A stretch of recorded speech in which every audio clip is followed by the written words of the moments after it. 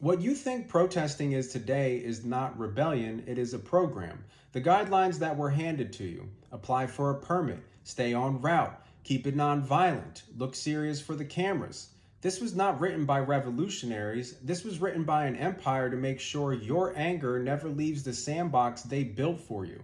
And it wasn't always like this. In the beginning, protests were raw and the real version of being rebellious. Slave uprisings, bread riots, peasants burning tax ledgers. It was survival, not performance. It wasn't legal, it wasn't safe, and it wasn't meant to be contained. But the empire learned if you can't stop the anger, learn to manage it. And that's why the freedom of assembly was written into law, not to unleash the people, but to trap real rebellion inside of rules and paperwork. By the 1800s, permits and police escorts replaced real uprisings. By the 1900s, protests turned into parades. And by the Cold War, protests became theater, globalized, branded, and sold to you as the proper way to dissent.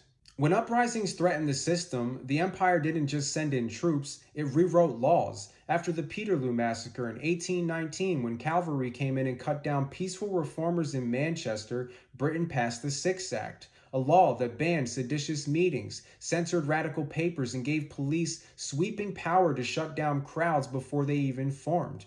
Later, the Public Orders Act kept the same logic. In the US, after the Haymarket Affair of 1886, when a labor protest was bombed and police opened fire, states passed unlawful assembly laws and criminal syndicalism statutes. These didn't just punish violence, they made it a crime to even advocate for strikes or form militant unions. That's why now in the 21st century, we see symbolic marches on Instagram looking powerful and then vanish the next day. Arrests staged like badges of honor that do nothing to shift power. That isn't resistance, that's content. That's free advertisement for the empire that knows exactly how to absorb your outrage, process it, and go back to business as usual. Real power structures do not tremble at symbolic marches. They do not lose sleep over hashtags, and they aren't threatened when you willingly put yourself in handcuffs for social media clout. That isn't a blow against them, that's their playbook working.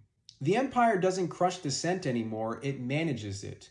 It packages protest as a performance, complete with rules, optics, and safe arrest for the cameras. It gives you the script, you play your role, and the system stays intact. If we're serious about real change, we need to stop mistaking theater for impact. We need to stop being useful actors in a drama written by our oppressors. Real resistance means stepping off their stage, refusing their rules, and moving in ways that they can't predict, can't permit, and can't turn into a photo op.